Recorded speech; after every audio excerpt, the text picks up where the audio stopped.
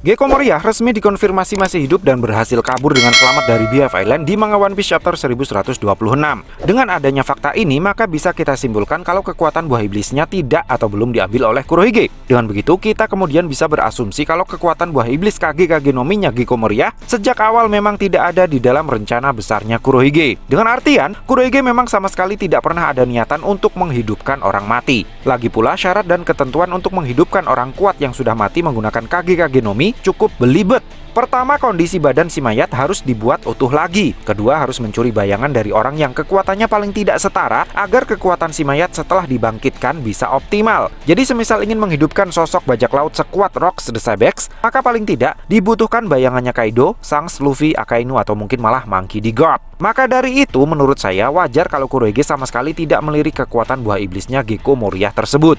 Pertanyaannya sekarang, jika Perona berhasil membawa Gecko Moria kabur dengan selamat dari BF Island dengan memanfaatkan keributan yang dibuat oleh Monkey D. God dan anak-anak didiknya, lalu what's next? Apakah Gecko Moria dan Perona akan pensiun dari profesi bajak laut dan memilih untuk hidup damai bercocok tanam di sebuah pulau yang jauh dari konflik?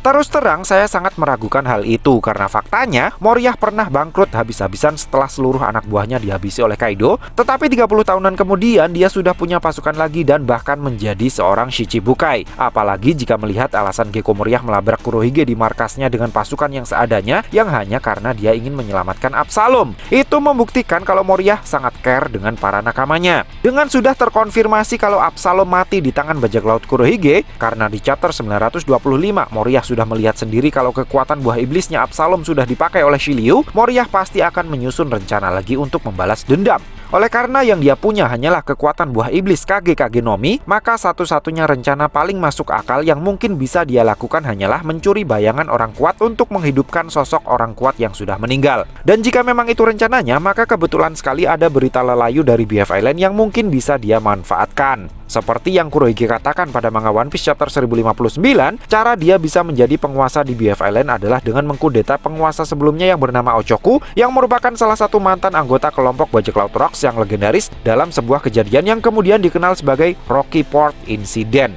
Konon katanya pertarungan antara Kurohige versus Ochoku ini mengakibatkan kerusakan yang sangat parah di BF Island, yang bahkan proses pemulihannya baru selesai 2 tahun kemudian. Mungkin memang masih belum ada konfirmasi resmi terkait apakah Ochoku ini adalah seorang pengguna kekuatan buah iblis atau bukan. Namun saya pikir cukup masuk akal kalau dirinya adalah juga seorang pengguna kekuatan buah iblis, karena para mantan anggota bajak laut Rocks yang lain mayoritas adalah para pengguna kekuatan buah iblis. Bahkan tidak menutup kemungkinan juga kalau kekuatan buah iblis yang dimiliki oleh salah satu dari 10 Titanicnya Kurohige sebelumnya merupakan miliknya Ochoku ini. Kekuatan Riki no Mi-nya Jesus Burgess misalnya.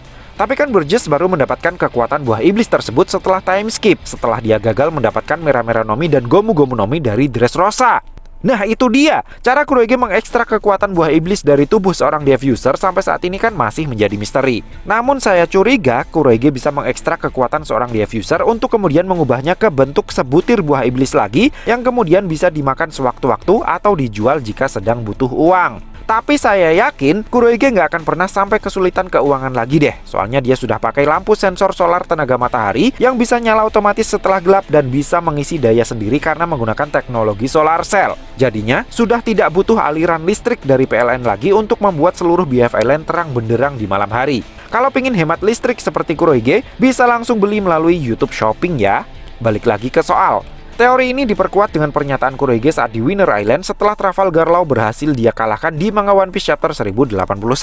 Dia bilang, lebih baik aku jual atau aku gunakan sendiri ya kekuatan OP no Mi ini. Dengan begini terbuka kemungkinan kalau kekuatan buah iblis Ochoku memang sudah diekstrak dari tubuhnya dan dijadikan sebutir buah iblis lagi saat time skip. Tapi baru dimakan oleh Jesus Burgess setelah time skip, setelah ambisinya mendapatkan Mera no Mi di Dressrosa gagal total. Meskipun ada juga kemungkinan kalau Ochoku ditahan di dalam sel khusus terlebih dahulu seperti Gecko Moria, lalu baru dihabisi setelah time skip karena Jesus Burgess sudah menginginkan kekuatan buah iblisnya. Kalau seperti itu yang terjadi, maka Moria akan bisa mendapatkan jasad Ochoku yang masih dalam kondisi utuh dan segar. Menurut saya, kedua kemungkinan tersebut bisa saja terjadi. Namun yang pasti, karena kekuatan buah iblisnya sudah dicabut, maka fix posisi Ochoku saat ini sudah almarhum. Dengan begitu, Gecko Moria bisa saja tanpa sengaja mendapatkan jasadnya karena dia dikurung di sel yang sama dengan tempat Ochoku pernah ditahan sebelumnya. Lalu saat Perona datang menjemputnya, dia yang sudah punya pengalaman menghidupkan salah satu mantan member bajak laut Rocks, yaitu Kapten John, memutuskan untuk sekalian membawa jasad Ochoku bersamanya. Yang jadi masalah sekarang, Moria kan butuh bayangan orang kuat agar kekuatan Ochoku yang akan dia hidupkan lagi jadi lebih optimal.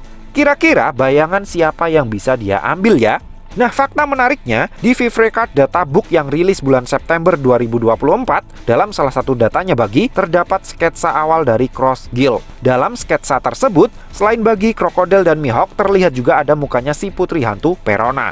Menurut saya ini tidak aneh, karena sebelum Shichibukai dibubarkan, Perona dan Mihawk memang seperti satu paket yang tidak terpisahkan. Jadi mungkin awalnya keduanya memang sempat diplot untuk mengisi jabatan penting di kabinet Cross Guild. Namun rencana tersebut berubah karena kemudian Perona dibuat pergi dari Kuraigana Island untuk menyelamatkan Gecko Moria yang ditahan oleh Kuroige. Tapi bagaimana jika kepergian Perona yang pada akhirnya sukses menyelamatkan Gecko Moria justru merupakan bagian dari rencana penyempurnaan Cross Guild? Maksud saya, petinggi Cross Guild itu kan para mantan Shichibukai. Nah, Perona kan bukan mantan Shichibukai. Jadi mungkin itu alasan sebenarnya kenapa Perona batal nongol di brosurnya Cross Guild. Tapi sebagai gantinya, Perona sekarang sudah berhasil membawa Gecko Moria yang juga merupakan mantan Shichibukai. Sehingga bisa jadi dia akan kembali dimasukkan ke dalam struktur organisasi Cross Guild, tetapi kali ini sebagai bawahannya Gecko Moria. Dan ini pas dengan plot cerita yang sedang terjadi. Perona mungkin bisa kembali ke Kuraigana Island dan membangun thriller Bark 2.0 bersama Gecko Moria di sana. Apalagi aura dan konsep pulau tersebut sangat cocok dengan tema gotiknya thriller Bark. Tapi ingat, pulau tersebut kini sudah berada di bawah pengawasan pemerintah dunia setelah sistem Shichibukai dibubarkan. Jadi Perona pasti akan berpikir ratusan kali sebelum memutuskan untuk kembali ke sana.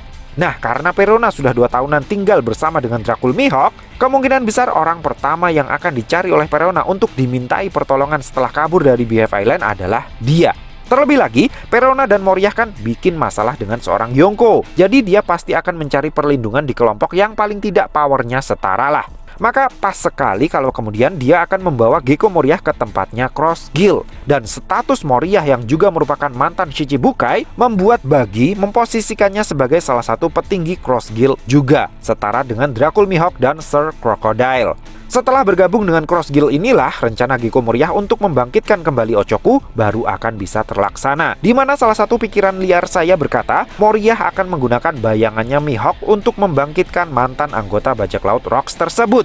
Alasannya sederhana, nama panjang Mihawk adalah Dracul Mihawk. Konon katanya Dracul alias Dracula digambarkan sebagai sosok makhluk nokturnal yang takut dengan sinar matahari. Jadi, jika bayangan Mihawk diambil oleh Moria, entah dipinjam atau dicuri, dia akan benar-benar mirip seperti sosok Dracula yang akan mati jika terpapar sinar matahari secara langsung.